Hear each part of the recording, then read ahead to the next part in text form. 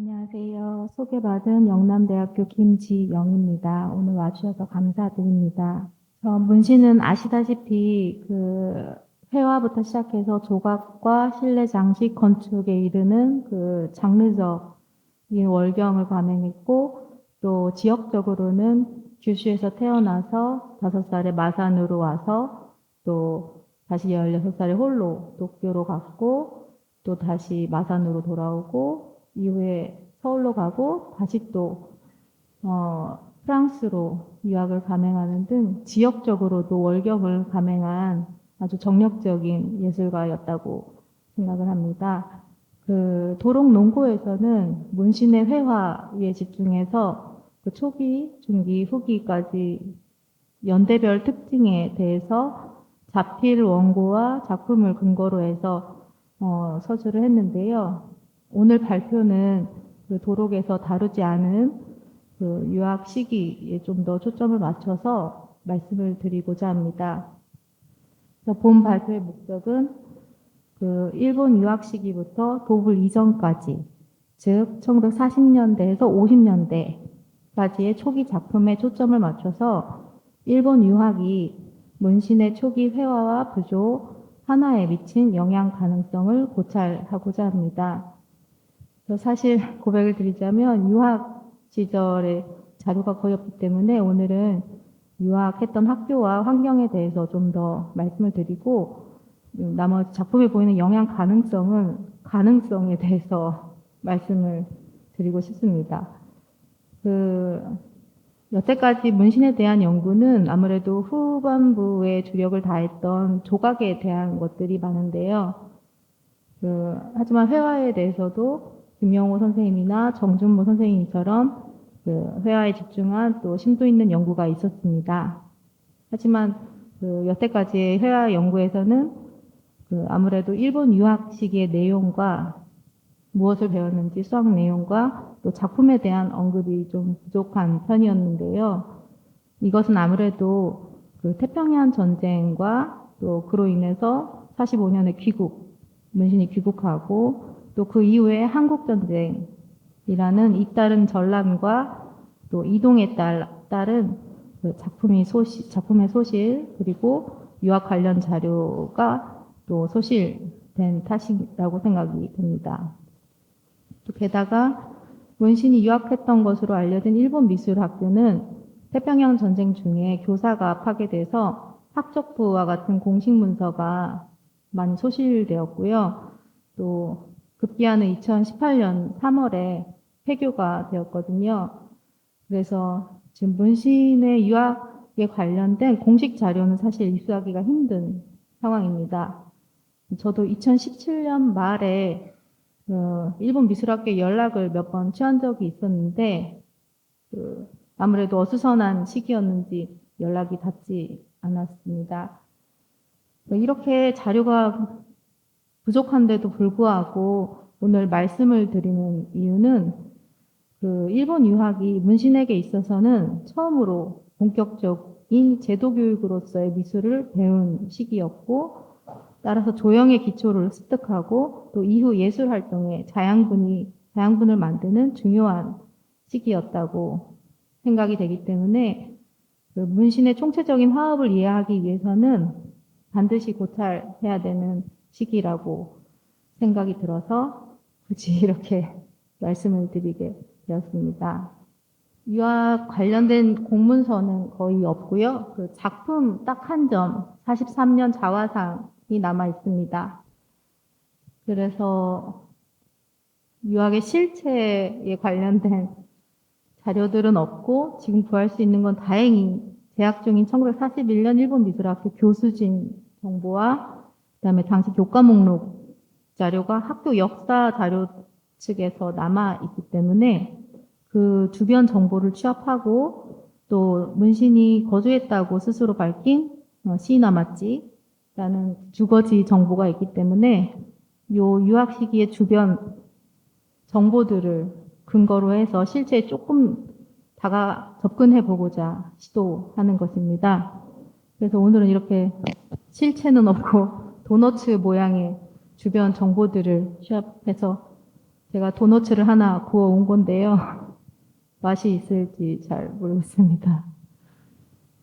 그래서 이 주변 정보를 취합해서 어떤 자극과 영향이 문신에게 흘러 들어갔는지 알아보려면 근거가 되는 작품이 있어야 되는데 한 점밖에 없지만 다행히 귀국 직후에 제작한 작품들이 남아 있어서 이 유학 시기 주변 자료와 귀국 직후 제작한 작품을 서로 거울 삼아서 그 근거로 삼는다면 그 문신의 초기 화업에 대한 이해가 조금 진전되지 않을까 생각이 듭니다.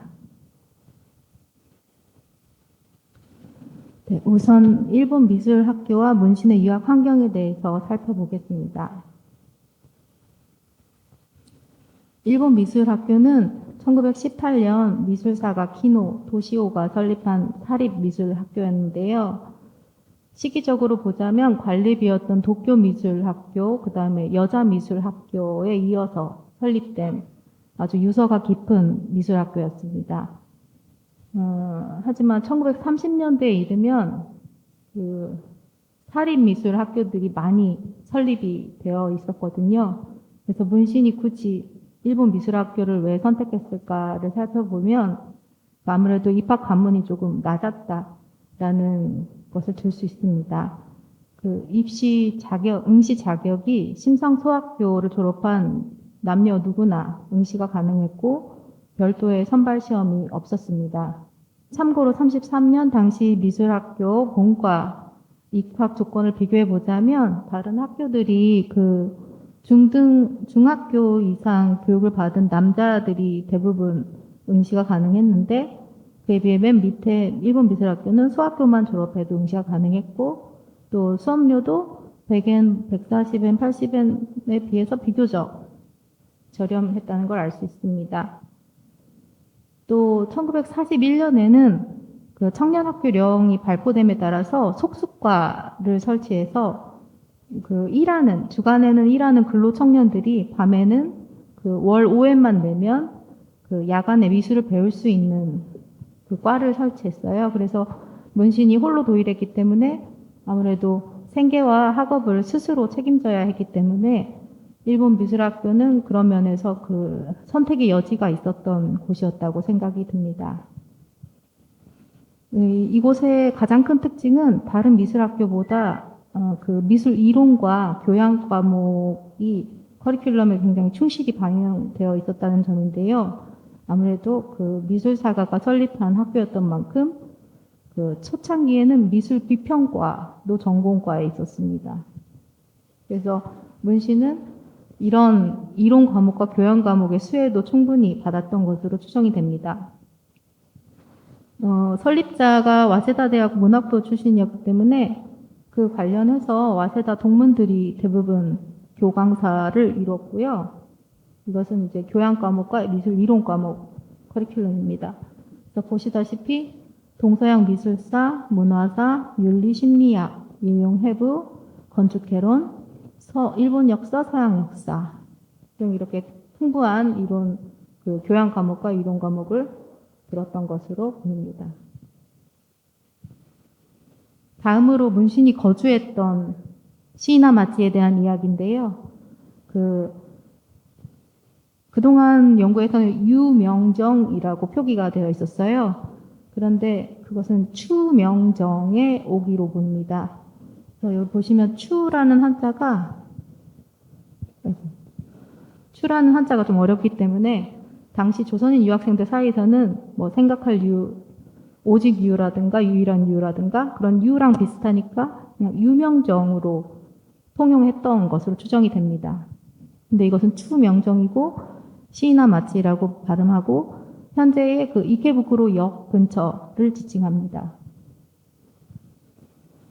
이곳은 습지대를 메꿔서 만든 지반이 약한 지대였기 때문에 그 간이주택이 많이 지어졌는데 이제 방값이 싸니까 그 전국에서 상경한 젊은 문화인들이 모여서 살았어요. 그래서 이렇게 아틀리에를 겸한 간이주택들이 많이 지어졌습니다. 아틀리에가 이렇게 크게 존재하고 여기 살림 공간이 작게 있고 여기 이렇게 양쪽으로 창문이 있어서 당시 사진을 보면 이렇게 큰 창문으로 제작한 캔버스, 대형 캔버스를 밖으로 빼서 뭐 전시장으로 옮기거나 이런 사진들이 있더라고요.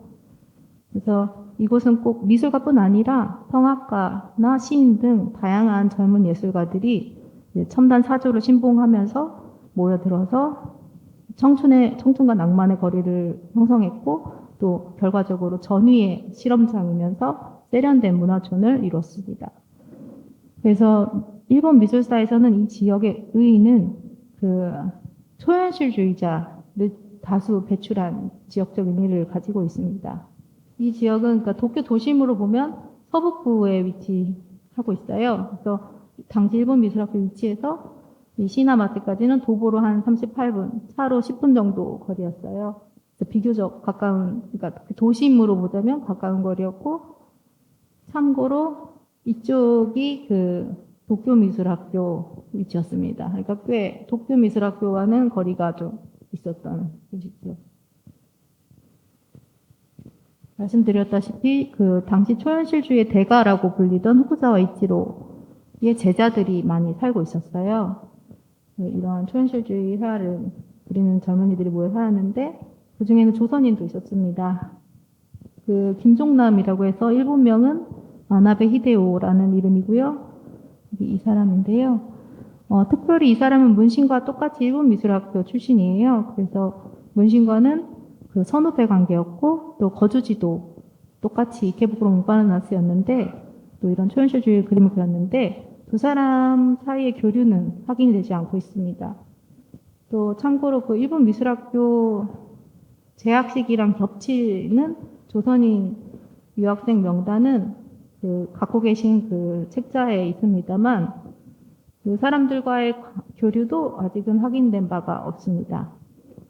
근데 뭐 김정남의 경우는 그 동선도 많이 겹치는데 교류가 확인되지 않는 이유로서는 아무래도 이 사람이 조선인인 것을 커밍아웃하지 않고 일본인인 척을 하고 살았기 때문에 아마 문신과 교류가 좀 없지 않았을까라는 생각도 듭니다. 근데 이런 초현실주의가 강세였던 지역에 살고 있었음에도 불구하고 문신이 유학 중 그림과 귀국 후에 그린 작품 중에서도 그 초현실주의의 흔적을 발견할 만한 것들이 전혀 없어요. 그래서 후술하겠지만은 그 문신이 그런 주변 유행이나 분위기에 휩쓸리지 않고 유행을 선취하려는 그런 욕심보다는 그 인체 학습부터 차분히 자신만의 속도로 묵묵히 걸어갔던 그런 신중한 사람이었다는 것을 추정할 수가 있습니다. 문신이 이러한 그 예술을 위해서는 지역적, 장르적 월경도 언제든지 감행하는 모험가 기질이었음에도 불구하고 예술의 이런 실험과 실천에 있어서는 자신이 납득한 감각만을 캔버스에 나타내는 그런 신중한 예술가의 면모를 가지고 있었기 때문에 그 서울시기 모던 아트 협회 활동에서도 동료들이 다 추상으로 경도됨에도 불구하고 자신은 끝까지 구상화가로 남을 수 있게끔 했다고 생각이 듭니다. 추상으로 대변화를 한 것도 프랑스로 넘어가서 현지의 어떤 분위기를 체험하고 체득하고 납득했기 때문에 비로소 추상을 본격적으로 시도했다고 생각이 듭니다. 이상으로 유학 환경을 다뤘고요. 다음으로 조금 가볍게 이 당시 교수진과 문신의 작품 사이 어떤 접점, 그리고 영향 가능성을 말씀드리고자 합니다. 40년대 당시 서양학과 교수진에는 보시다시피 이러한 사람들이 있었는데, 위에 오오쿠보와 사쿠라다와 같은 관정계, 보수적인 학풍의 사람들도 있었고, 고지마, 하야시, 이노쿠마와 같은 야수파 경향의 사람들도 있었습니다. 또 가와시마, 미야모토 같은 표현주의 성향의 사람들이 있었어요. 그래서 온건파 관정계 쪽보다는 야수파와 표현주의 경향의 제야 쪽 인물이 다수를 점했습니다. 또 고지마와 하야시 같은 경우는 일본 하단에서 야수파 경향을 표방했던 독립미술협회의 창립 멤버였고요. 보시다시피 어떤 사실적인 형태의 전달보다는 원색적인 색감과 개성을 중시한 그 형태의 그런 작가의 개성을 표현하고자 했던 것을 알 수 있습니다. 또 가와시마와 미야모토는 독립미술협회 사람은 아니었지만 그 당시 큰 주류를 이루고 있던 일본적 양화라는 흐름 속에 있던 인물들이었어요. 그래서 관전계하고는 거리를 두면서 이렇게 형태와 색조를 자유롭고 개성적으로 쓰고 또 당시 일본의 전통 미술에서 차용한 어떤 특성인 장식성과 평면성을 이제 중시했던 그런 화풍을 가지고 있습니다. 그래서 가시적으로는 이런 교수진들이 야수파와 표현주의의 경향이 강했다는 걸 알 수 있습니다. 이 교수진들의 특성을 알고 나면 문신의 귀국 직후의 작품을 좀 더 이해할 수 있습니다. 문신의 귀국 직후 작품들도 형태를 사실적으로 전달하거나 거기에 중점을 두기보다는 형태를 단순화시키고 원근감을 무시하고 화면을 평면적으로 나타내면서 또 활달한 붓질을 강조하고 색감을 강조하면서 어떤 그로 인한 마티에르를 강조하기도 하고 주관적이고 개성적인 표현을 나타내려고 하는 것을 알 수 있습니다. 그리고 앞서 말씀드렸듯이 유학 당시에 남아있는 작품을 보면 아까 그 귀국 직후의 작품들과는 또 전혀 다른 화풍이잖아요. 그래서 유학 시기는 역시 그 형태 과장이나 왜곡 없이 사실적인 표현을 중시하면서 인체 표현에 기초하면서 색감적으로는 외광파적인 분위기를 내고 있음을 알 수 있습니다. 따라서 문신이 그 당시 다수를 점했던 교수진들의 영향을 받으면서도 스스로 해부학과 대승훈련을 착실히 해가면서 온건한 화풍부터 또 공교롭게 남아있지는 않지만 귀국 직후의 작품으로 미루어 보아 이 당시에도 야수파나 표현주의적 화풍까지 단계적으로 실험했음을 알 수 있습니다. 이 작품이 남아있지 않다면 문신의 그러한 면모를 알 수 없었을 텐데 다행히 이 작품이 남아있어서 그런 착실한 학업 과정을 이 작품으로 인해서 알 수 있습니다. 기법적인 부분은 그렇지만 도상적인 측면에서는 일본 미술학교 교수는 아니지만 당시 유명 화가였던 후지타의 영향 가능성을 지적할 수 있을 것 같습니다. 후지타는 1910년에서 20년 프랑스 유학을 하면서 에콜드 파리에서 중심 인물이 되었고요. 33년 일본에 귀국하면서 금이오 한양한 대스타로서 화단에서 어떤 열풍을 일으키게 됩니다. 근데 후지타의 자화상 시리즈가 꽤 많은데요. 20년대, 30년대 제작한 자화상을 보면 그 문신의 자화상과 흡사한 분위기가 알 수 있습니다. 분위기를 알 수 있습니다. 자화상은 뭐 동서고금 많이 그려진 주제이지만 이렇게 뭐랄까요. 붓을 들고 화가로서의 정체적을 전면에 드러내면서 자신이 거울을 보면서 캔버스 앞에서 자신의 모습을 그리고 있다는 제작 과정을 여실히 드러내는, 그러니까 모델로서 피사체로서의 포즈를 취하는 게 아니라 제작 과정 그 자체를 드러내는 자화상은 또 조금 특이한 것 같아요. 거울 속에 자신을 보는 눈빛이 결과적으로는 작품을 보는 감상자를 뚫어지게 쳐다보고 있는 듯한 느낌을 주어서 이런 어떤 조금 나르시시즘적이고 도발적인 그런 분위기, 또 이런 붓을 들고 이쪽을 쳐다보고 제작 과정을 드러내는 포즈라는 보상은 후시타의 영향이 있지 않을까 생각이 듭니다. 30년대에도 이런 작품을 남겼고요. 제가 확인한 것만 한 7, 8점 되는 것 같습니다. 두 사람이 교류를 했다라는 그 직접적인 자료는 당연히 입수할 수 없지만 후지타를 살펴보면 앞서 말씀드린 그 일본 미술학교 선배이자 같은 거주지에 있었던 김종남하고 후지타하고 같이 찍은 사진이 있어요. 또 일본 미술학교 교수였던 가와시마하고 후지타하고 프랑스 유학 시절에 동거를 할 정도로 친밀한 절친이었어요. 그래서 그 일본 미술학교의 주일에 있었던 특강에 초빙되거나 거주지 이케부쿠로에서 만났거나 하는 그런 접점을 충분히 예상할 수 있습니다. 그 김병기 선생님이나 권오경 선생님의 증언에서도 자신들의 학교에 후지타가 특강을 돌았다는 그런 인상 깊은 증언을 남기고 있고요. 설사 문신과 후지타가 직접 만나지 않았다고 해도 당시 그 후지타가 귀국하기도 전부터 후지타 츠부아레 화집이 도쿄에서 절차량이 간행되고 있었고 이 화집에는 자화상이 실려 있습니다. 그래서 문신이 후지타의 인지도를 생각한다면 후지타를 존재를 당연히 알고 있었고 그의 시그니처였던 자화상 또한 알고 있었다고 저는 생각을 합니다. 그래서 이제 갓 20살이 된 그 문신에게 있어서 자화상을 그릴 때 어떤 도상의 참고가 되지 않았을까 그 가능성을 지적하고 싶습니다. 부조와 판화는 아주 빠르게 보겠습니다. 그 문신의 이력 중에 특이한 것은 귀국 직후에 부조 전시회를 열었다는 건데요. 그래서 유학 중에 부조를 경험했구나라는 것을 추정할 수 있습니다. 남겨진 작품들만 봐도 인체에 대한 이해도가 탁월하고 그 도구를 다루는 능력이 아주 능숙함을 알 수 있습니다. 그래서 독학이 아니라 어떤 고도의 전문 교육을 받았다는 것을 추정할 수 있습니다. 그런 것에서 실마리를 찾는다면 이 일본 미술학교가 아주 작은 소규모의 학교였지만 조속과가 있었다는 것, 그리고 그 당시 교수의 요시다 큐케가 있었고 이 사람은 브론즈 전문이었지만 어떤 정확한 인체 표현을 기초로 해서 곡선을 강조한 인체라든가 인상파풍의 인체 묘사, 그리고 회화적이고 낭만적인 구도에서 문신과의 접점이 조금 지적할 수 있지 않을까 싶고요.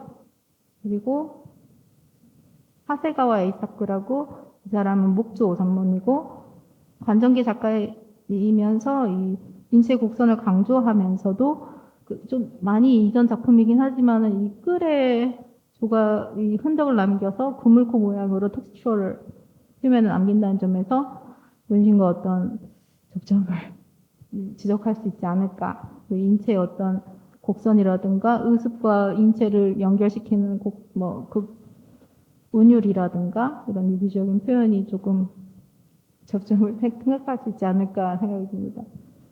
그리고 판화도 문신이 이제 판화 작품을 남겼는데 이런 피난 시절에 했던 어떤 부상병들이 야전병원에서 서로 이제 눈길을 피하고 있고 이런 음울한 분위기를 치유하려는 듯이 이렇게 담담하게 책을 읽는 간호사를 묘사해서 이렇게 절망과 희망이 박빙으로 부딪히는 분위기를 묘사하고 있어서 발군의 실력을 보이고 있고요. 53년의 브로셔에서도 조금 도안화되고 단순화된 선인장 판화 작품을 남기고 있습니다.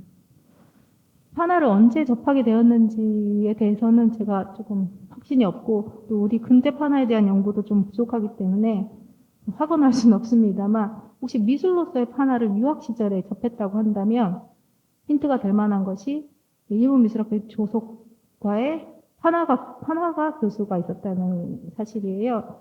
히라츠카 우니치라는 판화가가 조속과 교수로 있었다는 것은 판화가 마이너했던 일본에서도 좀 희소한 사례였고 또 이 사람이 문신 재학 시절인 40년에 남긴 작품 중에는 경주 첨성대를 그린 작품도 있더라고요.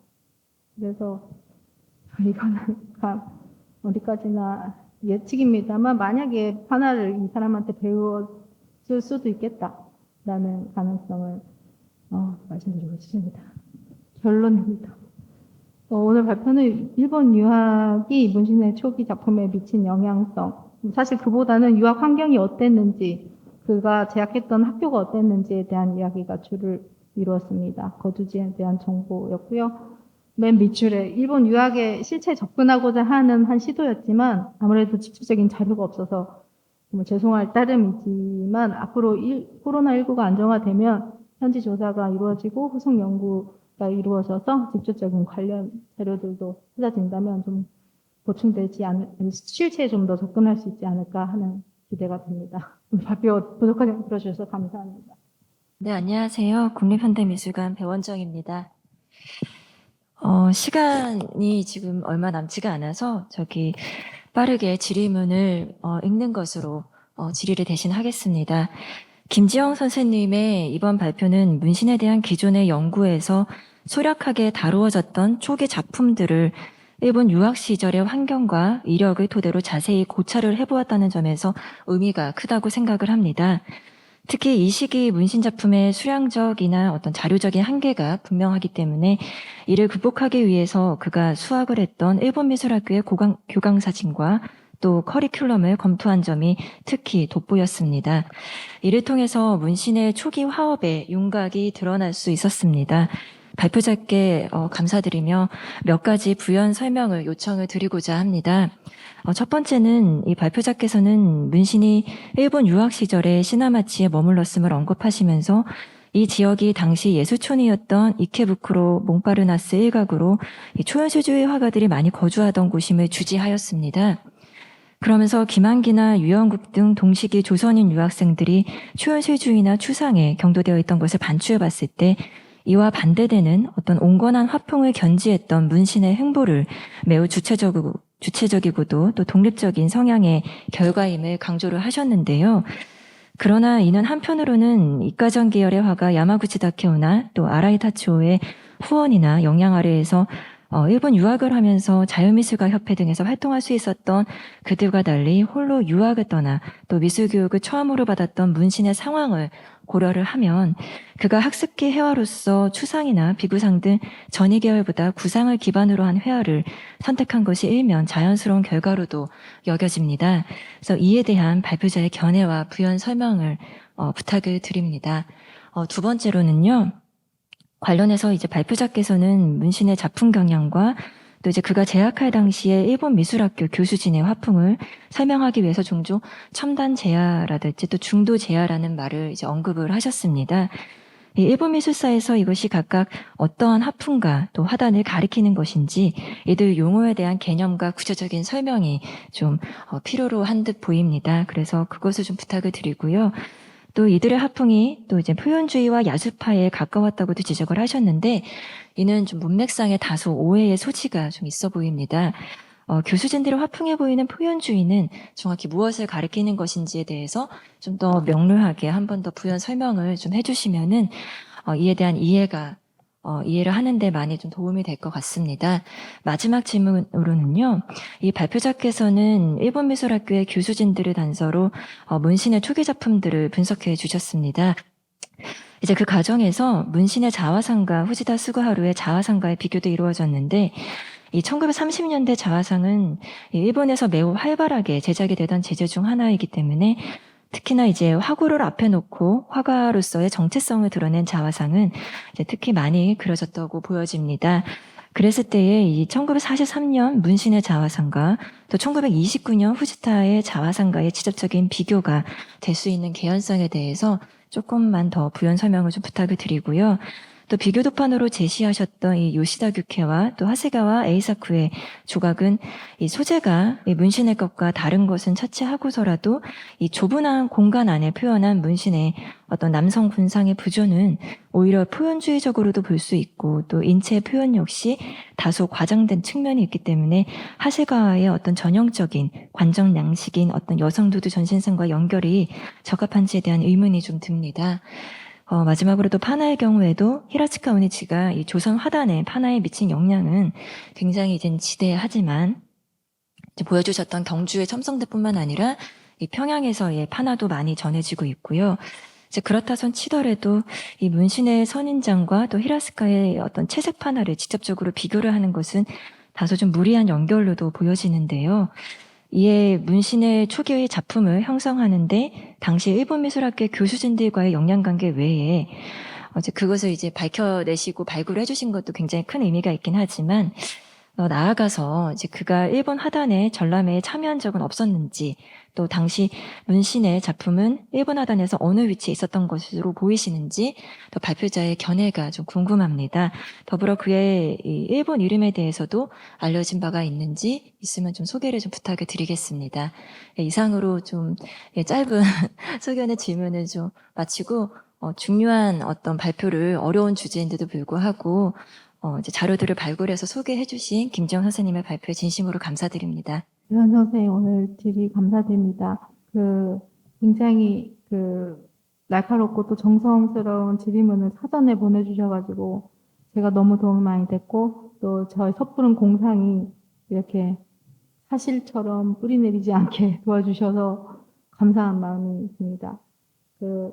일단 마지막 질문 간단한 것부터 말씀을 드리면, 문씨는 당시 자신이 글을 써서 남기신 게 있었는데, 어떤 전시회, 그러니까 이과회에 두 점을 출품했는데 떨어진 적이 있어서, 근데 자기보다 못한 작품들이 걸려있는 걸 보고, 다시는 공모 전에 출품하지 않겠다라고 해서 출품하시지 않았다고 적혀 있어요. 그리고 시기상으로도 43년, 이제 전시 폐쇄기 짙어지고, 44년 이제 철폐되는 전시회도 많기 때문에, 기회적으로도 이렇게 출품할 수 있는 기회도 사실상 별로 이제 많이 줄어들던 시기였기도 합니다. 그리고 문신의 일본 이름에 대해서는 아직 밝혀진 게 없는데, 당시는 본명을 사용한 여학생들도 적지 않았어요. 그래서 문신이라는 이름으로 했지 않았을까 싶습니다. 첫 번째 질문에 당시 김한기나 유영국과 유학 조건이 달랐고 영향받은 화가들도 달랐기 때문에 그 사람들이 첨단을 시도했지만 문신은 오히려 이런 차근한 학습 과정을 거치는 게 자연스럽지 않느냐라고 말씀하셔서 그 부분도 정말 타당한 지적이라고 생각이 듭니다. 하지만 앞서 말씀드렸듯이 일본 미술학교 선배이자 같은 거주지에 거주했던 김종남의 경우에도 홀로 도일을 한 경우였거든요. 그래서 영향을 받거나 후원을 받은 사람이 없어요. 그래서 이 사람도 아무래도 비교적 자유로웠던 일본 미술학교의 분위기와 또 초현실주의가 강세를 이루었던 젊은이들의 거리에 살면서 초현실주의로 경도되었어요. 그래서 이것을 같은 조건의 문신과 비교하자면 문신이 오히려 주체성이 주변 분위기에 휩쓸리지 않고 한번 시도해 볼 만도 하고 이렇게 한데 확고한 자기 주관을 가지고 차분히 학습해 나갔다는 것을 그 특성으로서 지적할 수 있을 것 같습니다. 그리고 당시 일본 미술학교 선배이자 유명했던 초현실주의 화가였던 아이미츠도 같은 곳에 살고 있었기 때문에 영향을 받을 만도 했는데 그렇지 않았다는 점이 참 특이점인 것 같습니다. 그리고 말씀하신 첨단 제야와 중도 제야 용어 사용에 대해서는 제가 미리 사죄의 말씀을 드리고 이해가 불편하셨다면 사죄의 말씀드립니다. 첨단 제야는 제야 중에서도 좀 더 신진적이고 좀 더 새로운 정말 첨단을 걷던 갓 들어온 사조들 30년대 후반으로 치면 추상과 현실주의를 지칭하는 거였고요. 중도 제야는 이과회를 특성을 설명하기 위해서 어쩔 수 없이 쓸 수밖에 없었던 용어입니다. 그래서 1930년대부터 40년대 일본 화단은 굉장히 복잡다단했고 대그룹 소그룹 많이 한 데 있었는데 이거는 제가 작성한 게 아니고 야다치 겐 선생님께서 작성하신 도표입니다. 이거를 조금 소그룹을 빼고 간략하게 위험한 시도입니다만 그냥 간략하게 조금 정리해보자면 관전 아카데미즘 기존의 보수적인 흐름이 크게 있었고 이과회 14년에 창설될 때는 제야의 첨단으로서 관전의 대항마로서 등장했지만 30년대에는 이미 거대한 기성 단체가 되어 있었고 35년에 이르면 이과회 출신의 야스이랑 우메하라가 유명해지면서 관전의 새로운 심사원으로 유입이 되거든요. 44년엔 도쿄미술학교 교수로 취임이 되고 그래서 어떻게 보면 이과회가 새로운 아카데미즘의 기치를 잡는 그런 시대였어요. 그래서 제야라고 표현하기가 약간 그러니까 제야 중에서도 관전하고는 거리가 있지만 그래도 이미 거대한 어떤 기성 단체이고 관전이 되려고 하는 아카데미즘이 되려고 하는 추세였고 거기에 비해서 이제 전위 첨단은 야수 추상 초현실로 정말 전위적인 그룹으로 따로 위치매길 수 있지 않을까 싶습니다. 자화상에 대해서는 제가 지식이 미천해서 화구를 같이 등장하는 화가의 자화상이 언뜻 떠오르지가 않지만 선생님께서 가르침을 주신 제가 오히려 훨씬 도움이 될 거라고 생각이 듭니다. 당시 자화상들을 보면은 제가 문신의 자화상을 보자마자 후치타가 연상이 됐어요. 그래서 당시 있게 되는 조금 후반입니다만 아소사부르나 마츠모토 신스케 이렇게 피사체로서 등장하는 화가의 자화상은 많이 유명하고 그렇지만은 말씀드렸다시피 20년대, 30년대 후지타의 이런 나르시시즘적이고 도발적인 보상은 어떤 문신과 흡사한 분위기가 있지 않을까라고 생각이 들어서 가능성을 지적했습니다.